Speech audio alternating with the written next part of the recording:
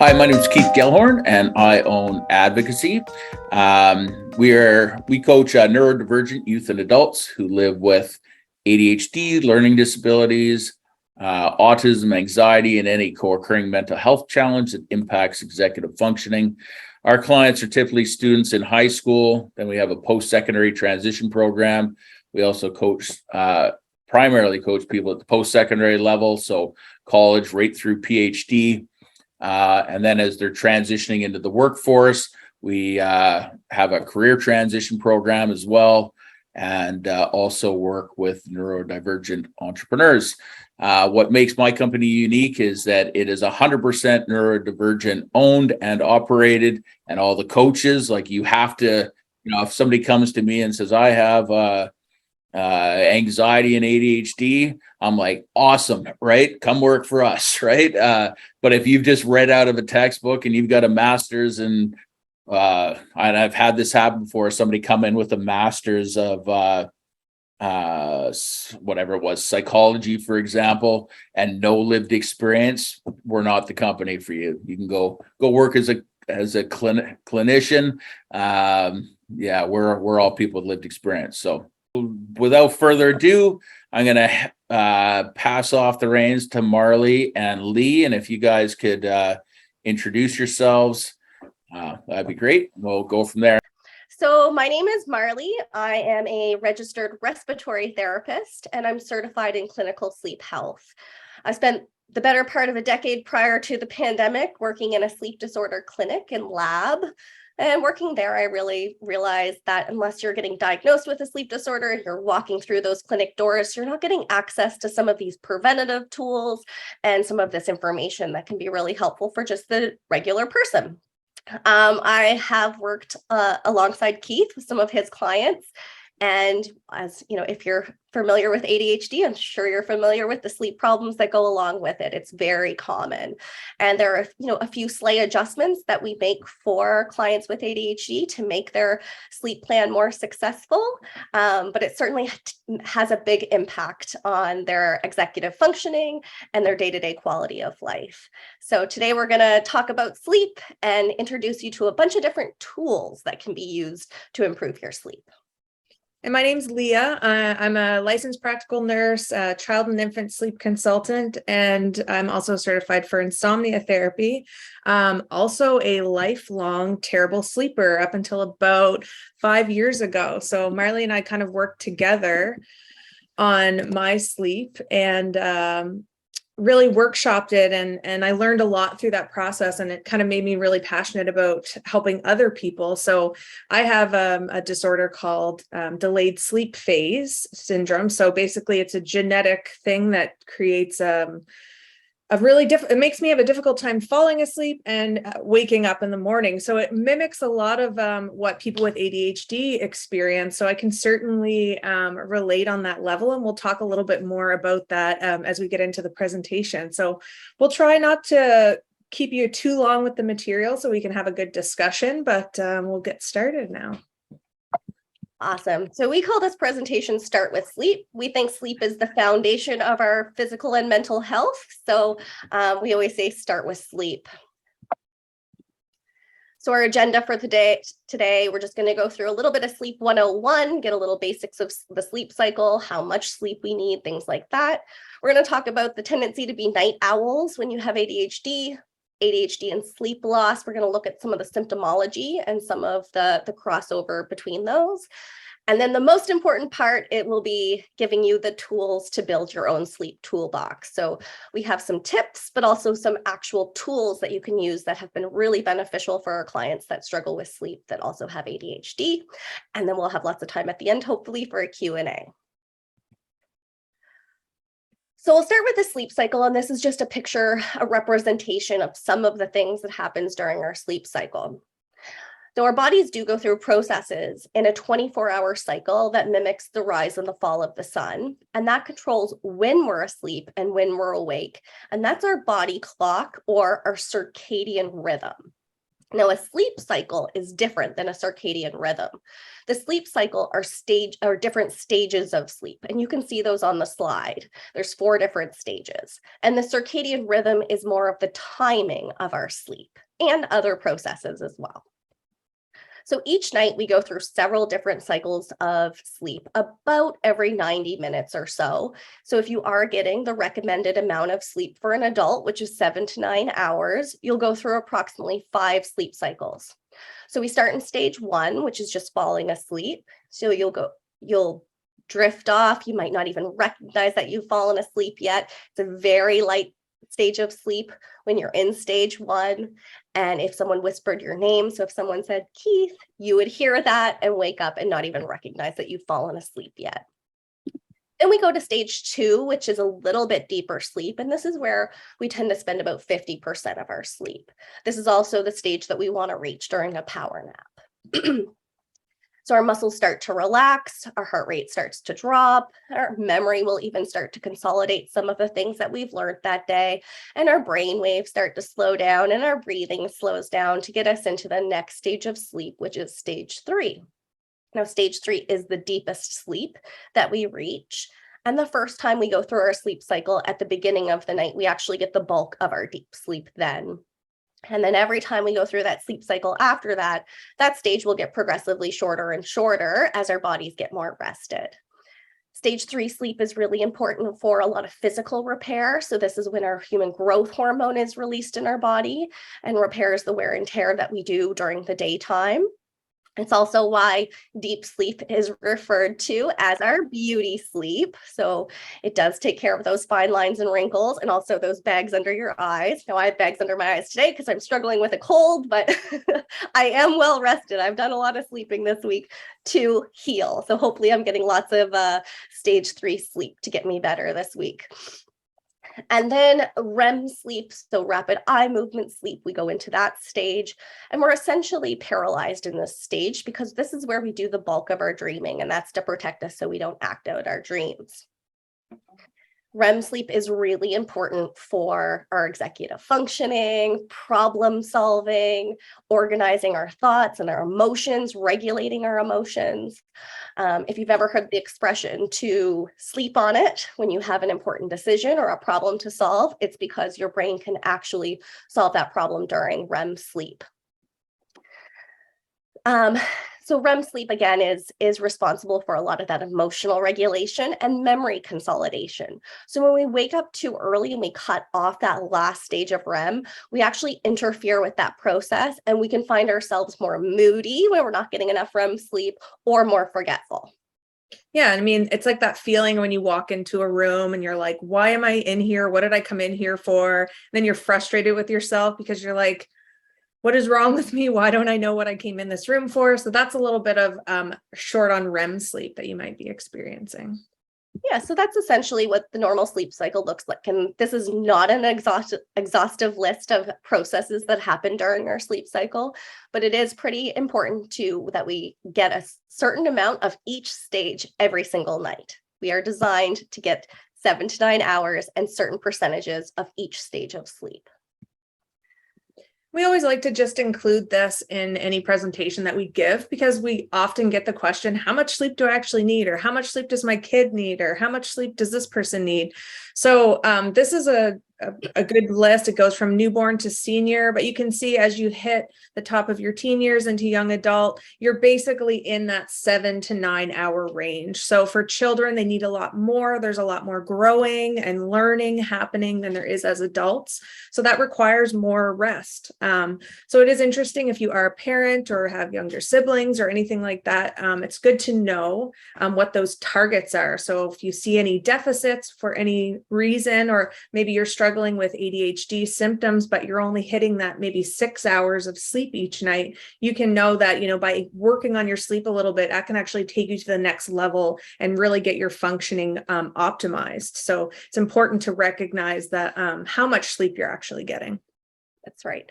And we hear from a lot of people, oh, I function fine on 5 hours of sleep. There is nobody that functions fine on 5 hours of We sleep. can function. I survived many years on 5 hours of sleep, but I was a ball of anxiety and a forgetful mess. So yeah, you'll certainly see those deficits. And I can tell you, on the other side of being more well rested, things work a lot more clearly and look a lot more clearly.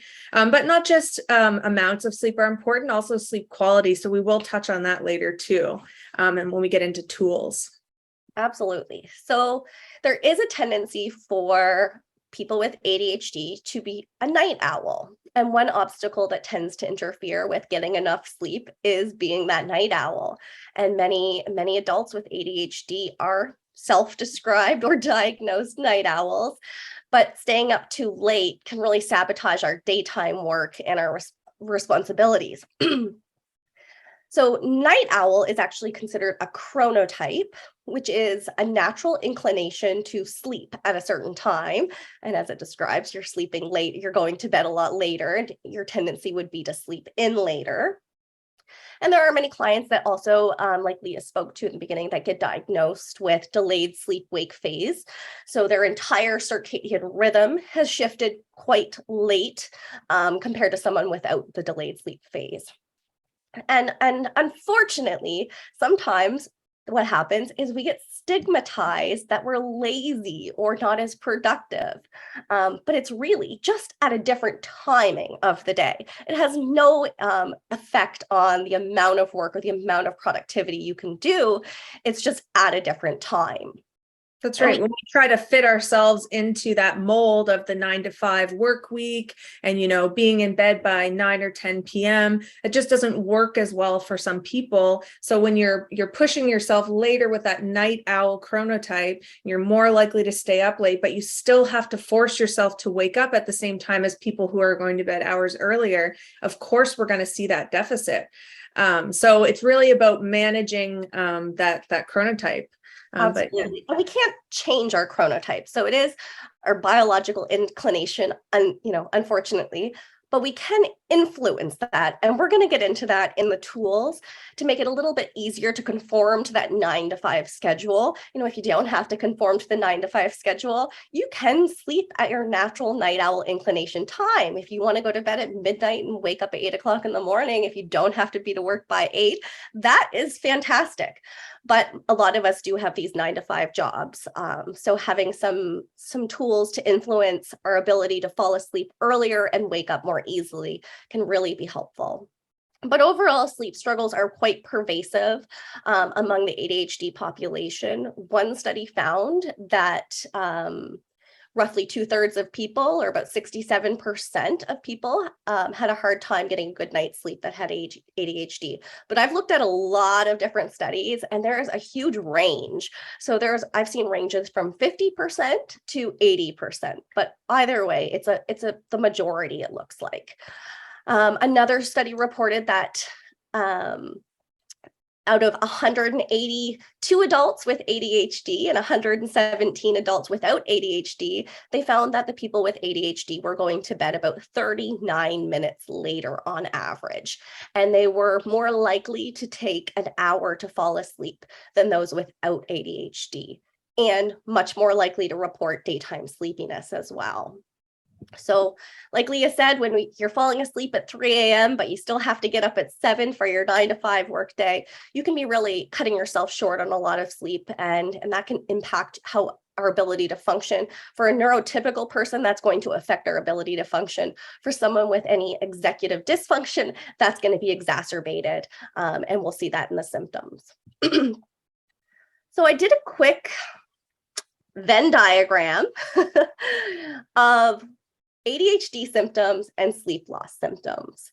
And I just did a quick, grabbed probably 3 studies from each and listed some of those symptoms. And there is tremendous overlap with sleep loss and ADHD symptoms. And because we feel tired sometimes because we're going to bed later, we can't fall asleep because that busy brain, our ADHD symptoms get worse. And then that makes us harder to fall asleep the next night. And that creates a vicious cycle that's really challenging to break. But practicing good sleep hygiene and good sleep habits and using a couple tools can actually be a good place to start, because sleep is a great starting place to improve your overall quality of life. It's a viable target that you can literally see results overnight with, which is pretty motivating. It's not like, I think sometimes we tend to think, when you live a certain way for a long time, you start to adopt that as who you are. I'm a poor sleeper. I'm somebody that doesn't sleep. And we really sort of identify with that. And I had identified since I was a really small child as a poor sleeper. I was told I was a poor sleeper by my family, by my parents, by everyone who knew me. And I adopted that. But it's really interesting that if you look at that Venn diagram, we're mega nerds, of course. Marlee leaning a little deeper into the nerd pool, of course, as she made this Venn diagram. But when you look at the things that come from, sleep loss and, all of those things in the middle are symptoms of sleep loss. So even for somebody who's completely neurotypical, has regular executive functioning, they're experiencing things after, one poor night of sleep, like inattention, forgetfulness, restlessness, mood swings, impulsivity, risky behaviors, anxiety, depression, procrastination, fatigue, all of those things that can happen after one night of poor sleep for somebody who's neurotypical. And for somebody with ADHD who does have sleep problems as well, you can be having these symptoms every day and think like that there's no other option, that's just what I have to live with. But by improving your sleep, anyone is going to improve those symptoms. So your executive function is going to go up regardless of how severe your usual patterns are. So there is improvement that can be made. So it's worth putting a little effort into, but it is really interesting. We don't tend to think about those things. We think I had a poor night of sleep, I'm tired. We don't look at that those things in the middle are happening to us. And sleep loss, this overlap, but sleep loss also perpetuates and exaggerates our ADHD symptoms. So like Leah said, by focusing on our sleep, we can actually maybe alleviate some of the struggles that we have from day to day, because if they're overlapped and they're exaggerated, we can at least alleviate that sleep loss overlap. Yeah.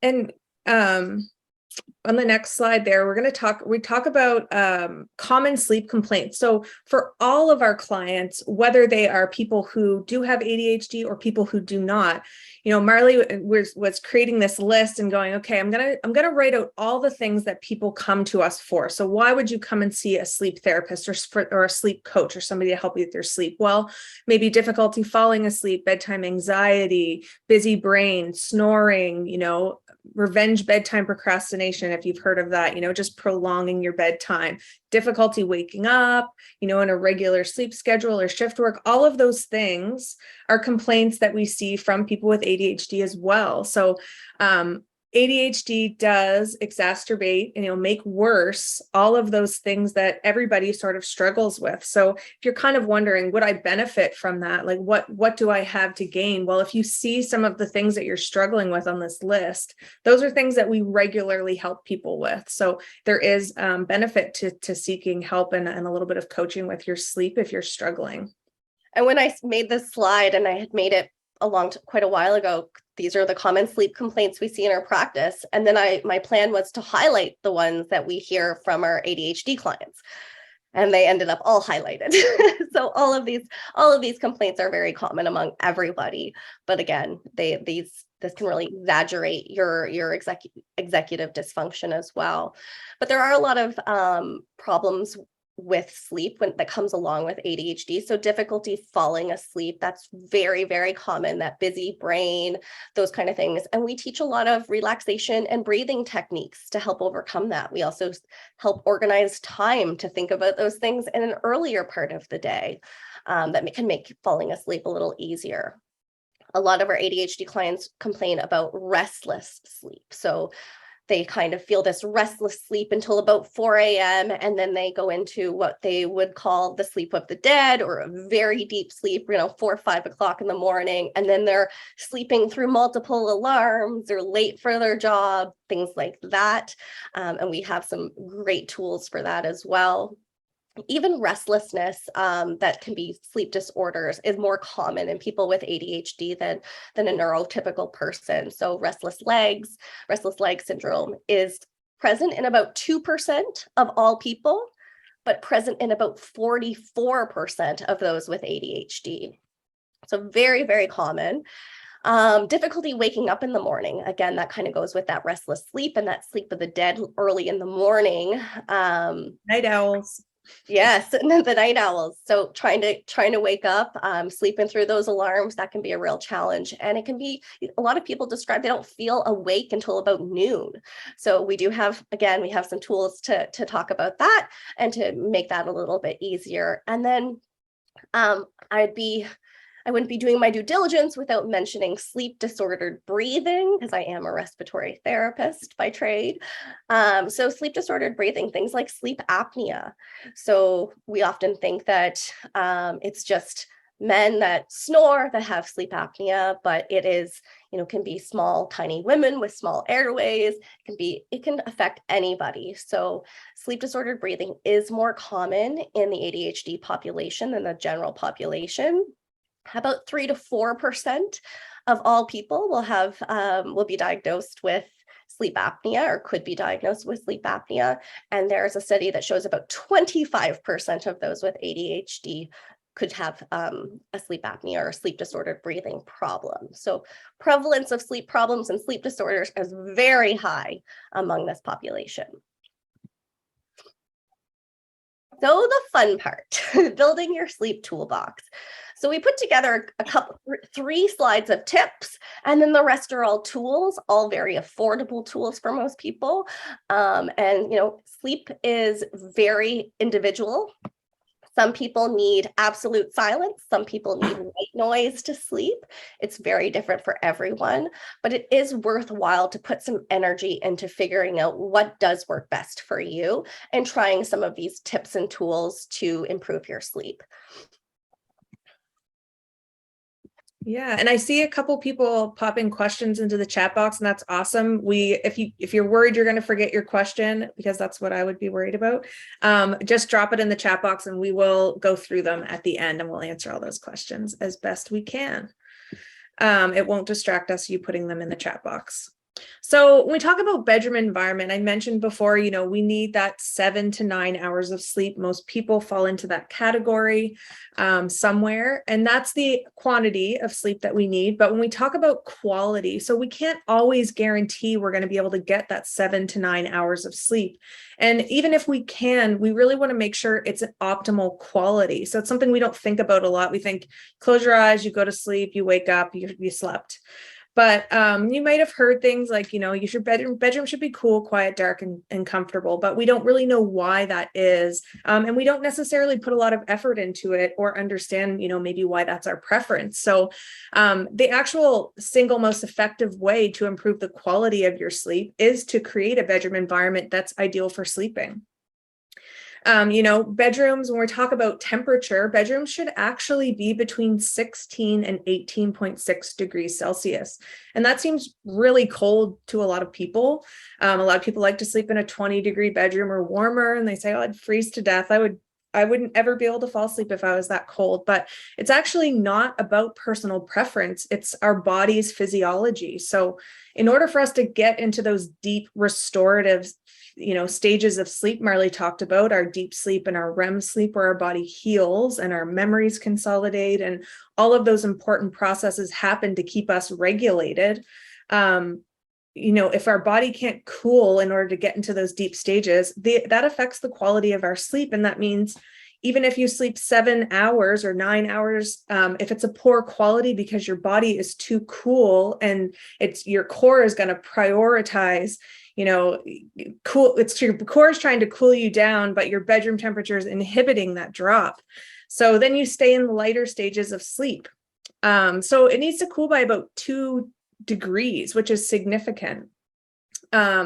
So the thing about your bedroom environment is your hands and your feet do need to be warm. So if your hands and feet are cold, your body's going to prioritize warming up your hands and feet and not allow your core to cool down. And what that does is it prolongs the time it takes you to fall asleep.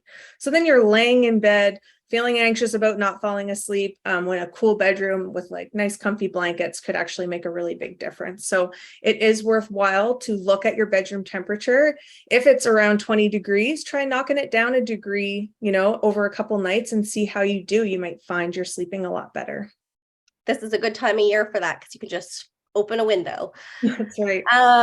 So light or dark. So light and darkness are two of the strongest influences of our circadian rhythm, and light can be very disruptive to our sleep quality. Just because we can, pass out on top of our bed sheets with all the lights on doesn't mean we should, and doesn't mean it's a good quality of sleep. We actually need our bedrooms to be completely dark. We need our eyes exposed to complete darkness to produce the correct amount of melatonin. And if you're not sure if your bedroom is dark enough at home, there's a really simple test you can do. So it's just holding your arm out at arm's length. And if you can see your hand in the dark in your bedroom, there's too much light. So that could be impacting your melatonin production for sure. So we're really big advocates of using blackout curtains and eye masks. So we like these little cheap contoured eye masks. You can get them for $5 or $10, probably even cheaper than that. We like the contoured ones because they don't leave any little breaks of light near the bridge of your nose, and they don't rub against your eyelashes. Looks like a little bra, but it is an eye mask, I assure you. And even if you don't have blackout curtains, an eye mask can be a great tool for that. And one of the best things about it is it's portable. So if you aren't sleeping in your own nice sleep cave that's perfectly dark, you can take this with you. Hotel rooms have tons of little bright lights all over them that can be really disruptive to our sleep. So this is a really great tool for complete darkness. That's right. And it also becomes an association tool for your brain. So if you use this every night to sleep, it starts to be a cue for your brain, which is really important. When you struggle with sleep, you want to have as many cues for sleep to tell your brain it's time to wind down as possible. So it's a really cheap way to start that process.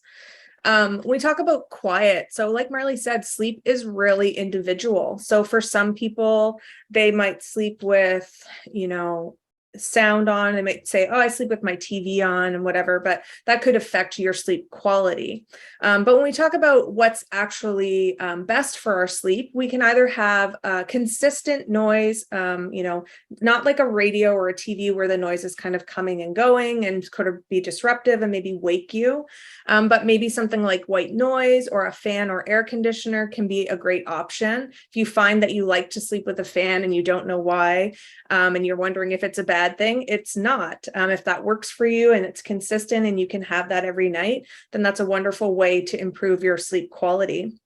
Also, little noises in our house, like our radiators, or maybe, the fridge making noises, or noises outside your apartment or your house or other people in your environment can create noise that you might not even realize is disrupting your sleep, but it can actually be enough to disrupt the quality. So we also actually encourage people, not for everybody, but these little foam earplugs are a great tool to have. If you can tolerate them. Not everybody likes to sleep with earplugs, but again, I always like to say it's not noise canceling. You're still going to hear everything. They just sort of dampen the noise in the house, so there's less disruptive noises. And once again, it's another great cue for your brain. Like, oh, it's time to sleep now. I've put my earplugs in, I put my eye mask on, and it again travels with you. So it's really useful for people who do travel or sleep in different sleeping environments to have these little tools. But again, if it's not for you, white noise is a great option. There's tons of apps that you can use. There's also little white noise machines. So it's really about finding what works for you to create consistent noise or silence. And there's some new research coming out, and I'm hoping there's going to be some better science on it, but there's some new research coming out about brown noise and pink noise. And there's some research that brown noise is helping people with ADHD sleep better. So hopefully that research continues and we get some concrete evidence about that, because I personally listen to white noise to fall asleep, and it's not truly white noise. It's actually a combination of pink and brown noise. I find it's just, as soon as that turns on, that's a cue and my brain goes right to sleep. And then finally, comfort. So we spend about 1/3 of our lives in bed. It has to be comfortable. Most of us spend more time in our beds than we do in our vehicles, and we replace our cars more often than we do our mattresses. So invest in a good mattress at least every 10 years. Don't lay on an old mattress that has the springs digging into your back or spend all night trying to climb out of that sinkhole in the center. If you're thinking, oh, my mattress is old, but it's pretty comfy, there are other reasons to replace your mattress. And I'm looking at anyone with sleep apnea or any sleep disordered breathing or allergies, because being congested at night does not allow for good rest. So after about 10 years, most mattresses will weigh almost double their original weight. And that is because of dead skin cells, dust mite colonies, oils and moisture from our skin. So just consider that it's a good reason to also replace that old comfy mattress.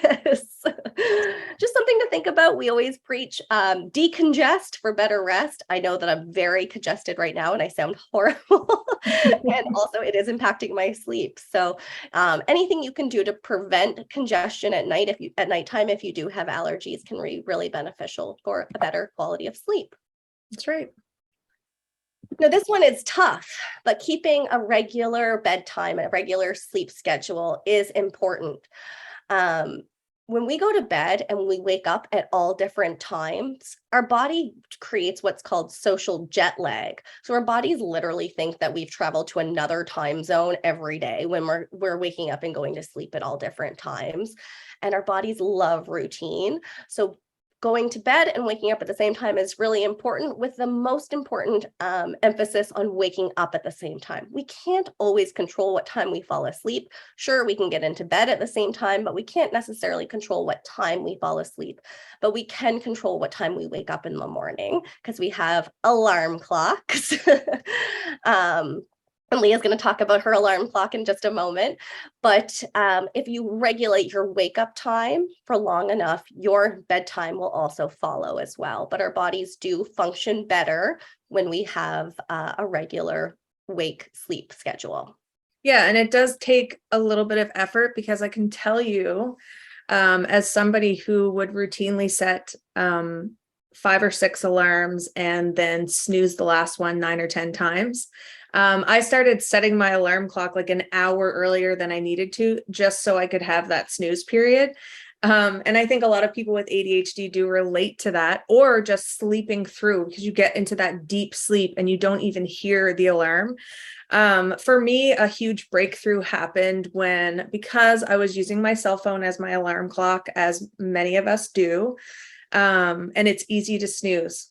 And I can snooze every 9 minutes for a very long time. It's a little unnerving, actually. But Marlee actually went to IKEA and got me this alarm clock. You can see it on the slide there. I think it's like $7. It's very inexpensive, runs on battery, so you don't have to worry about electricity. And let me tell you, it will wake up the fire department down the road. So you cannot sleep through it. And a big breakthrough for me was actually taking it off my nightstand and putting it into the bathroom, or putting it into, the next room, or on the other side of my bedroom. So I had to physically get up and turn it off. And it took me maybe 2 days of actually hearing it before I was jumping out of bed a few moments before to go turn it off, so I didn't have to listen to it. So sometimes you'd have to do a little bit of tough love with yourself and invest in an alarm clock like this that is going to be obnoxiously loud to force you out of bed. Because if you can regulate, like Marlee said, those mornings, even for a week, you'll notice a huge difference in how quickly you can fall asleep, how tired you feel, and you're not going to feel so much of that daytime fatigue and sort of drowsiness that sometimes we can get comfortable with. I sort of thought that was my baseline, feeling that way, but when you regulate your sleep a little bit more, it makes a huge difference than sleeping until noon on the weekends and waking up at 7 on the weekdays. You're really not coming back from that. So it's worthwhile to put a little effort into that. And you'll have the tendency on a night that you sleep really poorly to let yourself sleep in. And the best thing that you can do is just get yourself up at the regular time, so you don't end up impacting your bedtime that next night, so you don't put yourself into a bad cycle. So a really important thing that we talk with every single person that comes to see us about sleep, it's important for every person at any age, is to practice relaxation. We live in an extremely stressful world, a busy world. There's a lot of things pulling us in different directions. And then we come home at night, we're overwhelmed with all the stress and anxiety of our day. And then we go, oh, it's time to go to bed, lay our head down the pillow and expect our brain to turn off. So there needs to be a little bit of a separation between that daytime stress and hopping into our bed at night. And the best and most effective way to get that is through relaxation. We like to differentiate between, passive relaxation and active relaxation, because sometimes we say, oh, I'm going to go relax, and we lay on the couch and watch TV. And while that is relaxing physically, our brain can still be going 10 miles a minute. We're watching TV, we're on our phone, we're on our tablet, we're looking at our watch, we're thinking about everything we have to do the next day. So that's not a true mental relaxation. So when we talk about active relaxation, we're talking about things like breathing techniques, guided relaxation, guided imagery, meditation, all of those things. And they can seem a little bit out in left field for people who don't practice that on a regular basis, but it's actually really important for all of us to incorporate a little bit of that, whether or not it's just a simple, slow, deep breathing exercise that you do in the evenings before bed. You can certainly practice it all day long, because it's a great way to keep your stress levels down. And if your stress levels down, your functioning is going to go up. And this also affects the quality of your sleep, because if we go to bed with too much stress and anxiety in our brain, and our brains are too active, it's actually going to, again, affect the quality of our sleep. It's going to keep us in those lighter stages of sleep and not really allow us to fully get into those deep stages. So even if we're getting enough sleep again, we wake up feeling like we haven't gotten enough sleep. So there's tons of apps that you can use. Once again, setting alarms is really helpful for this. For ADHD, people with ADHD in general, setting alarms to remind yourself. When we talk about keeping a regular sleep schedule, setting an alarm for bedtime is hugely important, not just setting an alarm for morning, setting an alarm for a wind down.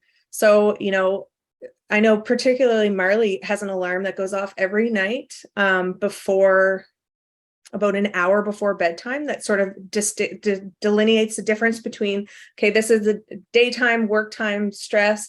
Okay, and now we're getting ready for bed. So when that alarm goes off, you can, switch gears into something a little bit more calming, maybe work on some deep breathing, meditation. Yoga can work for some people as an active relaxation as well, if you're really fully immersed in the practice and not sort of listening to other things at the same time. So really focusing on that active relaxation will make a huge difference. And it's also really useful if you wake up in the night and find it difficult to fall back to sleep.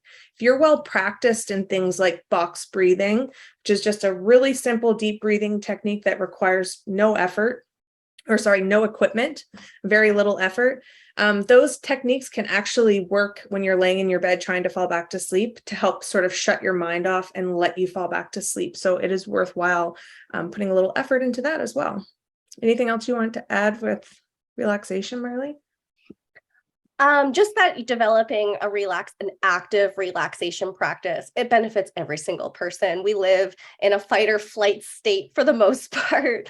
We're not running away from biological predators and fighting bears and things like that, but we have a lot of little threats frequently throughout the day that activate our fight or flight system and keep us up there. And being able just to take a couple minutes to give yourself some active relaxation and make it a practice is so hugely beneficial, not only to your sleep, but to your blood pressure, your heart health, all of those things as well. And then Leah's favorite tools, the sun and the light. So morning bright light exposure, this again, along with that obnoxious alarm clock, the other thing that really made a huge difference for me and really helped me turn things around was morning bright light exposure. Again, this doesn't have to be a really time consuming or a lot of effort that you put into anything, but if you can get out into the sunlight, even if it's overcast, ideally within, 15 or 20 minutes of being awake, or really even the first hour. First hour, half, yeah. You're going to notice a huge difference. So what light does, that circadian rhythm we talked about, light is actually what governs our sleep-wake cycle and our circadian rhythm. So it sort of tells our body when we should be asleep and when we should be awake. So when we go out and get that bright light as soon as we wake up, immediately that's telling our brain, oh, okay, we're awake now. It's time to be ready to go. So instead of that morning fog and that heaviness behind your eyes, when you prioritize getting that bright light in the morning, it's really going to lift that from you and let you start functioning hours earlier than what you normally would. I was certainly somebody who wasn't awake and functioning until noon. I had a hard time even eating before noon. I don't know if that's familiar to anyone here. Somebody's trying to feed you breakfast at 7:30 a.m. Forget it. My body is not awake yet. But actually, by having that morning bright light exposure and getting a little bit of an appetite, that's going to help regulate things as well. So light is extremely important. Now, unfortunately, many of us live on the east coast of Canada, which means we don't have a ton of light through the winter months. And if you have to wake up before 8 o'clock in the morning and go to work, you're probably not going to have access to the sun. And that's why we have one of my favorite tools, just let me plug it in here, is what's called a bright light therapy lamp. And we actually learned from Keith today that they're on sale at Costco right now for $55. Right now. So it just looks like this. It's just a little simple plastic box. You might have heard of it for something like seasonal depression, seasonal affective disorder, other types of depression. Sometimes people use it for that. It's actually, I would argue, an even more valuable tool for every day for sleep. It helps us regulate our sleep by getting that early morning light. And for somebody with ADHD or like myself with a delayed sleep phase, it can be extremely hard to get me out of bed in the morning to go outside and get sunlight. So chances are I'm not going to be able to do that because I need to lay in my bed and, be lazy for a few minutes after I wake up. So what I did actually was start keeping my bright light, and I'll turn it on so you can see how obnoxiously bright it is. Maybe. See if it cooperates. So it's pretty bright and it feels really extreme when you're looking at it, but that's what actually our body is programmed to operate on. So it works really well if you set it on your nightstand right beside that alarm clock, or if you're keeping your alarm clock on the other side of the room, keep that within arm's reach. So when you hear that alarm clock, the first thing you do is pop on that bright light and start taking it in. And I can guarantee you, you will not be able to fall back to sleep once you start taking in that bright light. Now, it's just like better than hitting the snooze button over and over.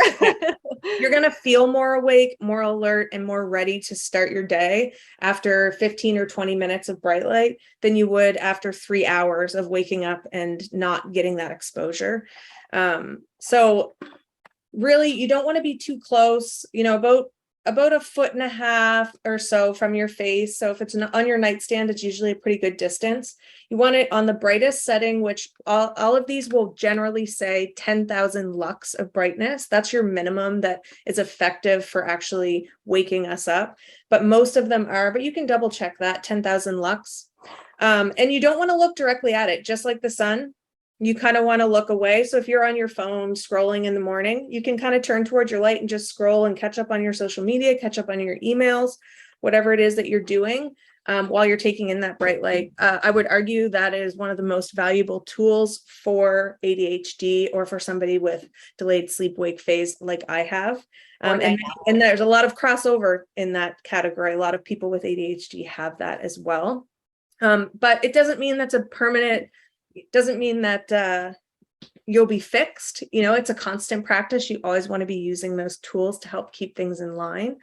But definitely worthwhile to look at getting that bright light first thing in the morning. And just to add in the same kind of the same vein, I guess, would be we don't get enough natural daylight generally as people. You have a day out at the beach or you go camping and you're like, oh, I slept so good. I got all this fresh air. It made me so tired.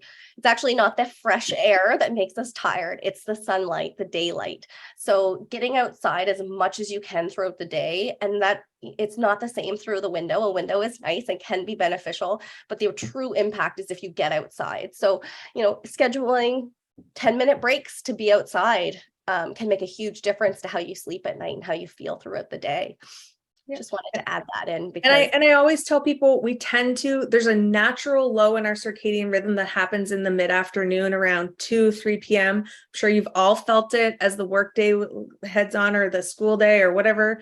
You start to feel the head bob happen between 2 and 3 p.m. And that's when we tend to reach for a coffee or an energy drink or something to keep us going. If you can take that a few minutes to get outside and get in the sun, that's going to wake you up, arguably better than caffeine, and have less of an effect on your sleep later. So something to consider, going out without your sunglasses on, of course, because we really want to take in the light. That's right. Now, still on light. Now, try not to be too intimidated by how cool we are about to look, but there are blue light blocking glasses and there are all sorts of different forms of them. So blue light blocking glasses can be a huge tool to help with melatonin delay prevention. So when we're in front of blue screens, that is delaying the onset and the release of our melatonin. And blue light blocking glasses can be an awesome tool. So some of these tools, you have to remember to use them, so we can come up with some strategies for habit stacking, or like as the sun goes down, that becomes a cue that you got to put on your blue light blocking glasses to be more in tune with the natural light cycle. But they're very effective when they have orange lenses, specifically the orange or the yellow tinted lenses that filter out the blue and green light that do impact our melatonin production. They're pretty inexpensive. There's a lot of different price points of blue light blocking glasses. I think this pair was $10 and this pair was a bit more expensive, and you can get them pretty cheap at a lot of different price ranges. These ones are quite dark. So these ones are ones that I recommend for shift workers. Leah has worn these after a night shift on her way home in the morning before she goes to bed. They block out light on the side, so you're not getting any of that sunlight or blue light as well, peeking in from the sides. And they're a little bit darker, so they filter out some white light. Yeah, and you can see, I'm sure you've all probably seen these ones. These just look like sort of regular glasses, but they have a little bit of a different glare on them. And those are great. And they do sort of masquerade as blue light blocking glasses. And they do work really well for eye strain that can happen from your laptop or being on your computer in the evening. And so there are benefits to them, but if you're looking for improvement in your sleep, this really isn't the best solution for that. You really have to have those orange lenses like Marlee's showing. That's right. You have to look really cool. And we put them on and people make fun of us and we're like, whatever, we're making melatonin right now. Yeah, exactly. That's the new tagline. But they are great, especially if you're going to be on devices at night. Ideally, we would say put your phones away an hour before bed. I think the latest statistic that I read was that 80% of people are still taking their phones to bed. I think that's probably low. And we're on tablets. We're in front of, what do you do in the evening? You watch TV until you get sleepy and then you go to bed. But that can actually impact our melatonin production and delay our sleep even further. And if you're already working with a night owl chronotype or a delayed circadian rhythm, putting that blue light, which is the shortest wavelength that tells our brain that it's sunlight, essentially, that's going to delay us and make us not produce melatonin. And then we're going to have even a harder time falling asleep. And then that's going to cause, trouble waking up in the morning as well. That's right. It's a vicious cycle, all of these things. An easy tool to implement into your life to improve your sleep. Now, tunable lighting is something that is fairly new, and generally under most circumstances for sleep, I think the solution is usually less technology. But I've had a few clients that struggle with executive functioning that swear this has made the biggest difference because they can set it and forget it.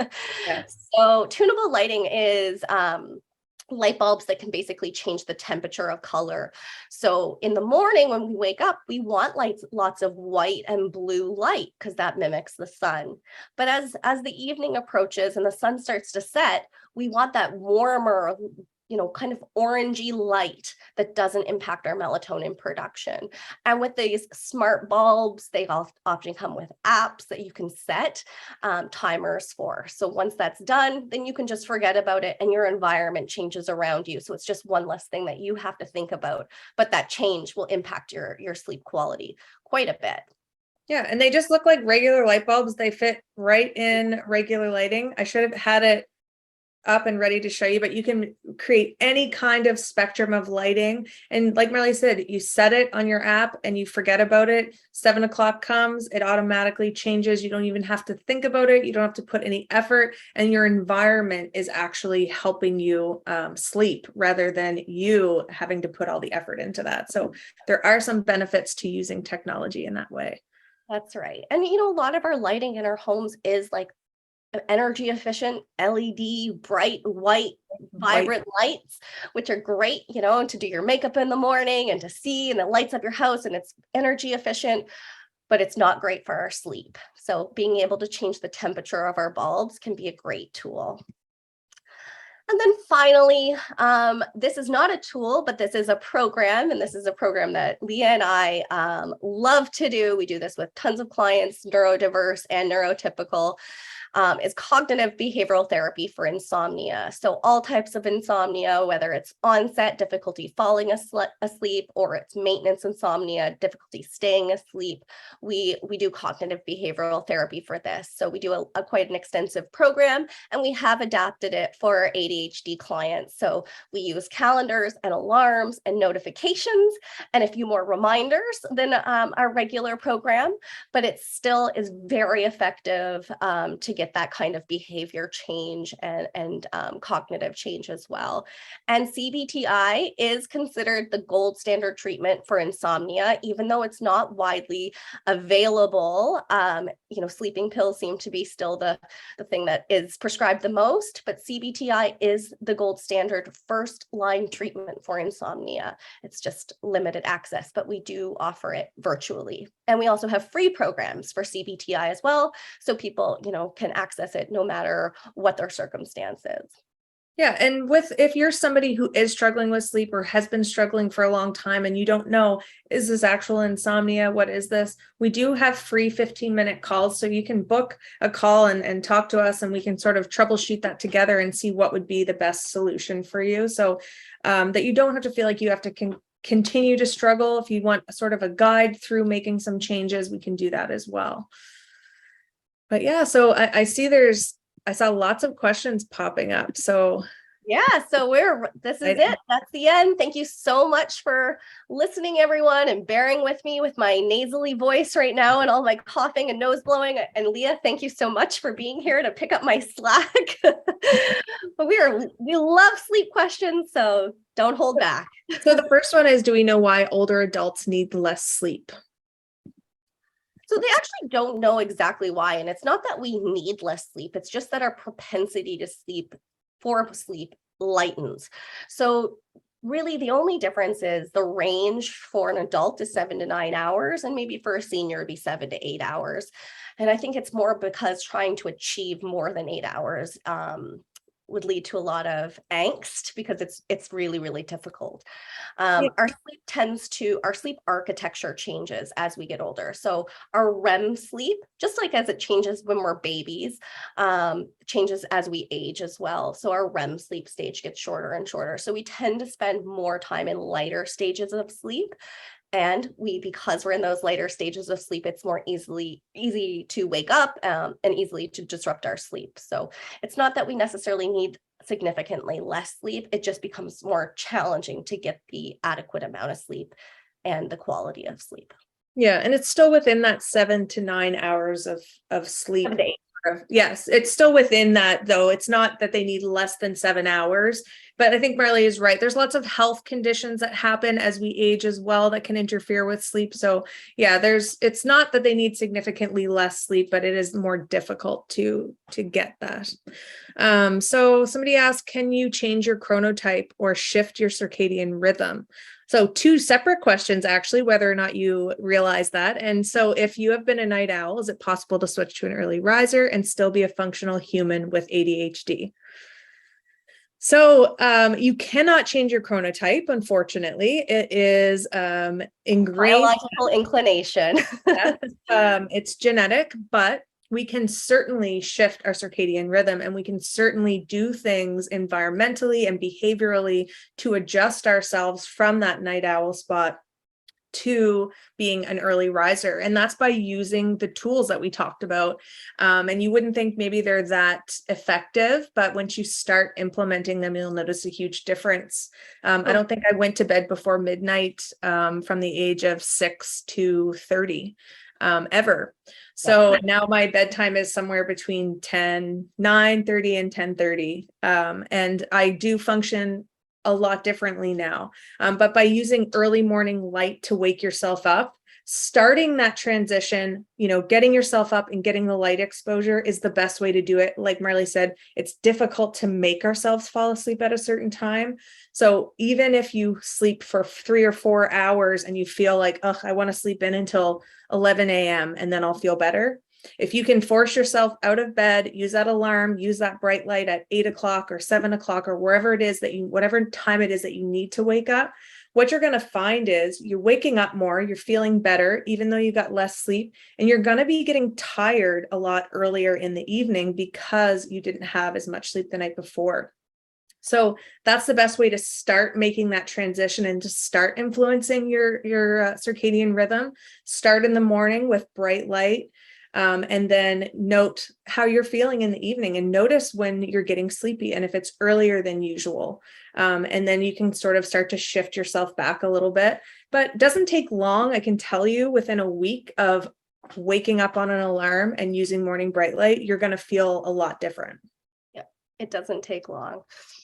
Yeah. And as you do that actually, you're starting to get more sleep and a better quality sleep. And then what's going to happen is your executive function is going to go up with your increased quality of sleep. And then it becomes easier to maintain those new habits because you're functioning a little bit better. So it all connects eventually, but I would recommend starting with that loud alarm, forcing yourself up and getting the bright light, and then do everything from there because that's the easiest starting place. And just a heads up, because if you do have a true delayed sleep phase, or you have a chronotype of a night owl and you're not used to waking up early, and your person maybe doesn't eat anything until maybe noon. I know Leah used to have her first meal of the day at 2 p.m. Yes. Using the bright light, you're going to notice a couple of things other than just waking up earlier. You're going to start to notice, and it can be happening while you're using your bright light. Your stomach will start to growl, or you're going to have an urge to use the washroom. Different things like that can happen. That is all normal. And those are good indications that you're shifting your circadian rhythm because our digestion and our sleep-wake cycle are on the same clock. Yeah. So if you notice you're able to eat earlier in the morning by using bright light, and you're feeling hungry, or you're having to have a bowel movement, that means you're waking up your whole system. So that's a really good indicator. And that was something that I was like, this is different for me. I've never been able to eat breakfast before. So yeah, I definitely would say, try the bright light and see how it feels. So somebody asked about muscle cramping in the feet and calves. Yeah. Good question. So there could be a variety of different reasons for this. So if you do have sleep apnea, that is a common side effect that isn't often talked about, but you can get large muscle groups, you can get muscle cramping. So calves, thighs, things like that. But one of the most common things that people do, if it's not sleep apnea, once that's ruled out, is a magnesium supplement can be really beneficial for those leg cramps and feet cramps at night, particularly magnesium biglycinate, or magnesium threonate. Those particular ones can be helpful for the cramping of the large muscles. But ask your physician about those supplements, because the supplement industry is not regulated. So your doctor might have a recommendation for a certain supplement for you, but generally a magnesium supplement can make a big difference for those large muscle cramps. And I can tell you, they're taking the wrong kind of magnesium can be a laxative. So it is worthwhile talking to your doctor about it before you start picking up a magnesium supplement. Dogs licking you while you're asleep. Yes, that is a disruptor to sleep for sure. There are some benefits to show sleeping with your animals is an anxiety reducer and can actually make you have a good sleep. So if your dog is not licking you all night and you're feeling like you're getting some rest, then it's worthwhile. So what about kids who feel that they need night lights to fall asleep? How can you transition away from that? Or is it related to fear of the dark? Any good lights that mitigate that in any way, or colored light? One kind of troubling thing that I've seen a lot lately is the LED string lights in kids' bedrooms. I know it's a huge fad right now. As a child and infant sleep consultant, I can tell you those bright LED lights are probably the worst thing that can be in a child's sleep environment. Traditional sort of light, the yellow hued or orange hued, if you can find orange, even better. Those little night lights that plug into the wall, that is not an issue. That's not affecting our melatonin. You know, the darker, more reddish, more orange it is, the better. But if it's a little dim light in the corner, all you need to really do is change the bulb if you find it too bright. Don't discourage it. They might naturally move away from it. You can try introducing a sleep mask for a child and leaving the light on and see how they feel about that, if you're worried about their quality of sleep. But if it's something that's causing comfort and taking that away is going to cause more anxiety, it's definitely worthwhile to keep it and just optimize it. And the best way to optimize it, again, is that color. So, you can try even, these bulbs are big. So the programmable lights can help as bedtime approaches. So having, overhead lights that turn kind of an orange hue would be really awesome. And kids probably think it was cool. But the night light, don't stress about it. Just make it optimal. So make it a dim, warm colored light and let them have that light. But if they're going for those LED string lights, move them toward the orange, the orange night light if you can. And another important thing is lights above us are more harmful to our sleep than lights lower to the ground. Like if you're plugging in a night light at a low outlet, chances are it's not going to impact us as much as a light above our heads, because the receptors in our eyes that do tell our brains that it is daylight or it's sunlight instead of nighttime are mostly in the tops of our eyes. So even the position of the light can be important. Yeah. And I always like to say, when we're on the topic of light, we didn't mention it before, but we tend to have really bright overhead lights in our bathroom. And Marlee and I often tell people that, you're really tired, you're walking in, you're going to get ready for bed, and you flick on that light and boom, overhead bright lights are waking you up right before you go to bed. So if you have the option to have some low lighting for your bathroom, like an orange hued night light, that's what you use before you go to bed so that you're not exposed to the bright light. Because if you are someone who's you can be more sensitive to light as well, and that could really create a delay in you being able to fall asleep. So light is really important. I'll often hear from people, they're like, I was so sleepy, and then I went to the bathroom and I brushed my teeth and I got into bed and I had my second wind and I was wide awake again. But they had just gone to the bathroom and turned on those bright white lights and woke their brain up. So important little behavioral change. And so I'm curious about how sex impacts sleep strategies. I avoid using my mouth guard for TMJ, and I can't imagine going to sleep with a blindfold. If the blindfold goes off, that would be a sign of sex being off the table. Or it's a blindfold, depending on whatever your preference is.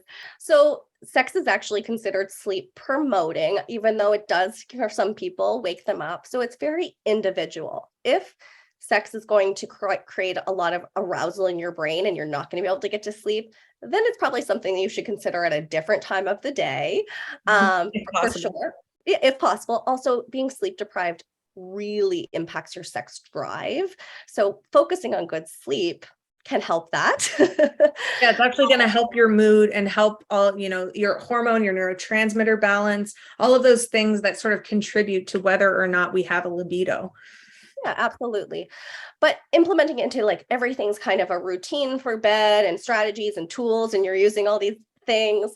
I mean, that can definitely impact it, but again, when we talk about stimulus control, for example, and we say, don't do anything in your bed but sleep, but we also say, and intimacy, because it doesn't seem to affect the association of being awake and not being able to sleep the same way that staying there worrying does, thinking a lot, those kind of things. So, as far as the research shows, it's fairly sleep promoting for a certain amount of people.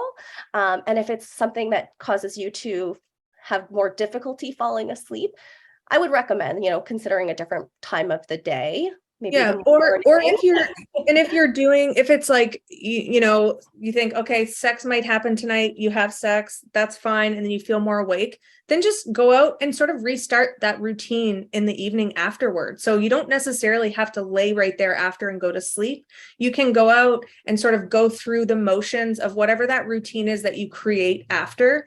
Even if it's a little bit later, there's still a lot of benefit to keeping that consistent routine and just moving it a little bit later. Same as those nights that we say to people like, oh, you should go to bed at this time or whatever, this is my bedtime. If you're out with friends and you don't get home until midnight or later, there's still a lot of benefit to taking 15 or 20 minutes, running through that little routine, putting on your tools, doing the things, minimizing the light. Even that little quick turnaround can make a really big difference in sort of reprogramming your mind, like, okay, this is what we're doing now, we're going to sleep.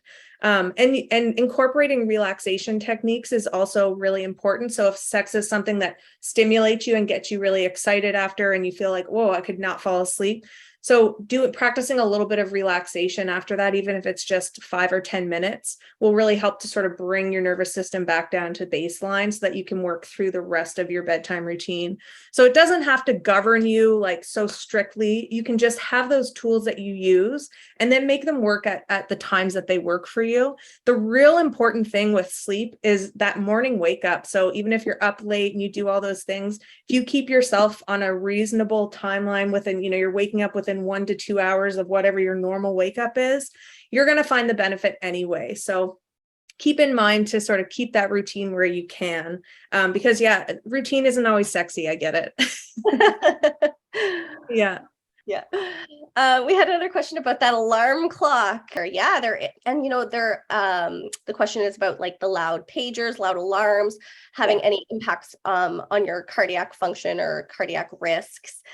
And our whole strategy of using the alarm clock is to use it temporarily. I don't think anybody would want to use this alarm clock for longer than 2 weeks. I can't imagine it, especially if they have any people that they live with, because it is obnoxiously loud. It's sort of like a reset. And I keep mine. I certainly do not use it every day. I keep it. And when I'm having a hard time, because I have that delayed sleep phase, I can veer off really easily if I sort of let my habits slide at all. And I do shift work. So it sometimes shifts me back and forth, and I need something to kind of regulate. And that's what I use this for.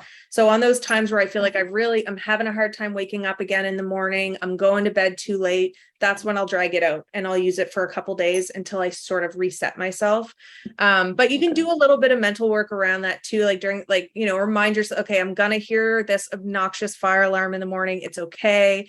Just kind of, having that conversation with yourself, even if it's internally, just to mentally prepare, can take a little of the shock factor out of it. But certainly I don't recommend using it every night. And that not every tool is for every person either. If you really and truly feel that would be really triggering and really traumatic, and it could be for a lot of people, just the particular sound. So Maddie asked about incorporating light when having light sensitivity or migraines.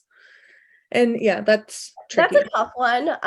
However, if you're using the sun, short periods, even if you can go outside without sunglasses for 5 minutes, that can make a big difference.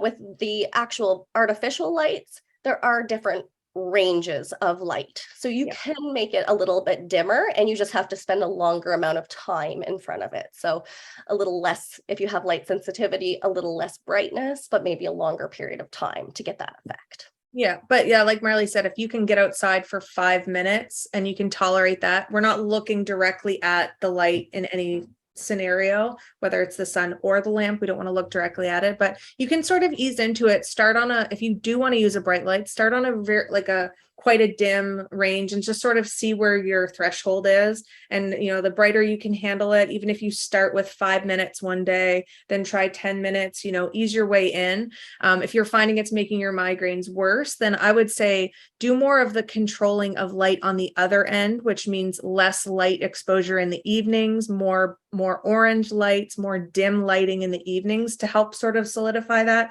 rather than focusing on taking in the bright light any more than usual. So if you eliminate that bright light on the other end, it's still going to benefit you. And late bedtimes and I love families. all these questions. We have so many. Oh my gosh, there's so many here. So good. We're almost at our time. But so, everyone being in a family, everyone being night owls, it is genetic, actually, believe it or not. So chances are, if, your siblings or parents, my father, I think I've pretty much come to the conclusion he had delayed sleep-wake phase syndrome as he was a child that did not sleep as well. And that was way before there was any distractions. He's in his 70s, so there was no TV to be watching in the evenings. He was just sitting out on his roof in the dark. So it is genetic. But again, it's something that environmentally, if it's something your whole family's experiencing, then make that whole environment kind of work for your family. Anyways, thanks so much for everybody coming on. Any final words, Marlee and Just Leah? thanks for having us, and we hope you all have a good sleep tonight. Right. Thank you. 100%. All right. Take care. You guys have a Bye, great day. everyone. That was awesome. By you guys. Good job. Thanks. Thanks. Bye.